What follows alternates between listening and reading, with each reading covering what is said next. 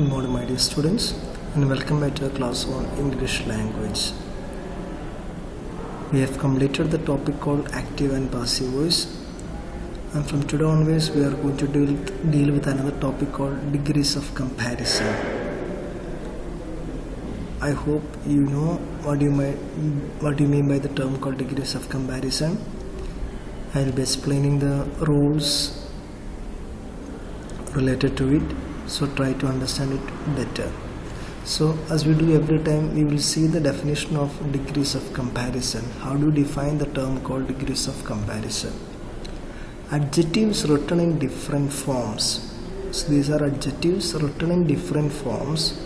Compare one, two or more nouns, which means it can be used for comparing either one or two or more nouns, which are words describing person, places and things. So once again, adjectives written in different forms. So these are the adjectives written in various forms, different forms.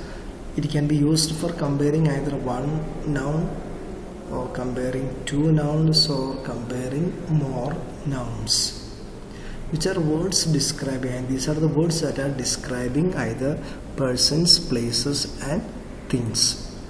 I hope you have understood the definition of degrees of comparison. Adjectives written in different forms, compare one, two or more nouns, which are words describing persons, places and things. I hope you have understood the definition of degree of comparison. Now moving on to different types of degrees of comparison. There are three of them: positive, comparative and superlative. So let's take one by one and see what do you mean by all these three terms. So coming to the first one, that is positive. Words describing persons and things. Positive means it simply describes persons and things. Give an example. Ram is an intelligent boy. So what is describing? Who is described here? The noun called boy, or the person called Ram is described. What type of boy is he? Is an intelligent boy, which means it is a positive sentence because it is describing a person. And who is being described here? Ram is being described as what? He is an intelligent boy. Second example, Anida is a beautiful girl. What type of girl? She is a beautiful girl. So positive degree is used to describe persons and things. Now moving on to second, we have comparative. Comparative means it is used to compare two things or persons. So only two things. There must be two things and you are comparing between the two. Ram is more intelligent than Anuj. So here comparison is made between Ram and Anuj to compare two persons and things. Take the example once again. Ram is more intelligent than Anuj. So we have taken two persons, Ram and Anuj, and we are comparing. And what is the comparison? Ram is more intelligent than Anuj. Anida is more beautiful than Ritika. So there are two persons taken for comparison, and that's the reason we have used the comparative degree. So comparative degree is used to compare two persons or things. Now moving into third one, we have superlative.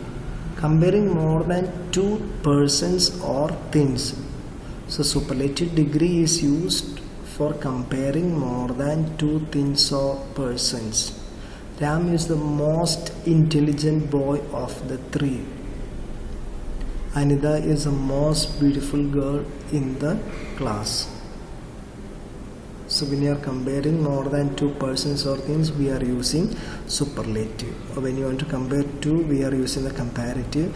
Or when you want to simply describe a noun, a person or a thing, we are using the positive. So let's go through once again. There are three degrees of comparison. We have positive, comparative and a superlative. Positive is used for describing a person or a thing, or it is the positive degrees used are the words that are describing persons and things. Ram is an intelligent boy, Anida is a beautiful girl. Now coming to comparative is used to compare two persons or things. There are two persons and we are comparing those two. Ram is more intelligent than Anuj, Anida is more beautiful than Ritika. Now last we have superlative. It is used for comparing more than two persons or things. Ram is the most intelligent boy of the three, and Nida is the most beautiful girl in the class.